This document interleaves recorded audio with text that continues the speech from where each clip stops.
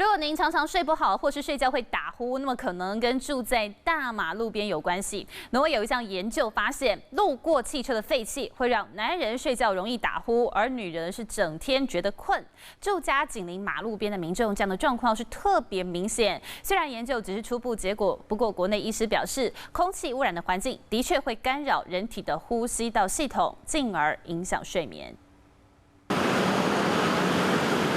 汽车呼啸而过，住在大马路边，不止噪音让人困扰，空气污染还会影响健康，让你打呼又想睡觉。 挪威卑尔根大学流行病学家乔汉森研究北欧城市12000人，发现有25%的男性每星期有3天猛打呼，也有25%的女性整天都想睡觉，而且这些人大多住在大马路边或者是卧室紧邻高速公路，吸入的废气特别多。空气的一些品质会影响到说你的呼吸。在做这一块就是打呼的这一块之后，发现说，鼻子不好的 病人的比例几乎有80%以上，鼻子的好不好，其实就会影响到有没有打呼啊，有没有